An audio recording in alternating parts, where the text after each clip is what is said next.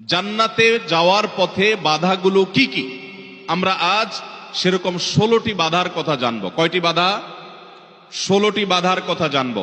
16 শ্রেণীর হতভাগা মানুষের কথা জানবো।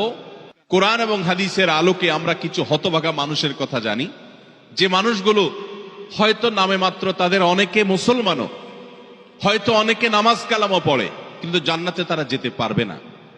কারা সে হতভাগা মানুষ যারা হয়তো তাদের অনেকে আছে মুসলিমই না, আবার অনেকে আছে যারা মুসলমান হওয়া সত্ত্বেও, নামে মুসলমান হওয়া সত্ত্বেও জান্নাতে প্রবেশ করতে পারবে না।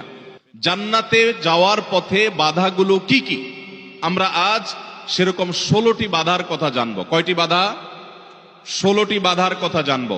16 শ্রেণীর হতভাগা মানুষের কথা জানবো, যে হতভাগা মানুষগুলো জান্নাতে যেতে পারবে না। জান্নাতে যাওয়ার এই নেয়ামতের সৌভাগ্য লাভ থেকে তারা বঞ্চিত হবে। আল্লাহ রাব্বুল আলামিন সেরকম কপাল পড়া মানুষদের কাতারে যেন আমরা শামিল না হই, আমাদের সবাইকে সে তৌফিক দান করুন। ভাইরা আমার, আমরা যে শ্রেণীগুলোর কথা বলবো, প্রত্যেকটা শ্রেণীর পাশাপাশি আমরা কোরআন বা হাদিস থেকে উদ্ধৃতি এবং রেফারেন্স ইনশাআল্লাহ টানবো। আপনাদের কাজ হলো, আমাদের সবার কাজ হলো, এই 16 প্রকার হতভাগা মানুষের কোনো একটা প্রকার এর মধ্যে আমি নিজে আছি কিনা সেটা মেলানো। যদি দেখি যে আমার মধ্যে এটা আছে, তাহলে মাহফিলের প্যান্ডেলের মধ্যে বসে, প্যান্ডেলের নিচে বসে এই মাহফিলের মাঠে থেকেই আমি নিয়ত করে ফেলবো যে এই বদভ্যাসটা, এই খারাপ জিনিসটা আমি ত্যাগ করে ফেলবো। যেই 16টি খারাপ জিনিস, যেই 16টি অপরাধ জান্নাতে যাওয়ার ক্ষেত্রে বাধা, সে বাধাগুলো আমাদের জীবন থেকে আমাদের সরিয়ে ফেলার সংকল্প এখান থেকে করে তারপরে বাড়িতে যেতে হবে।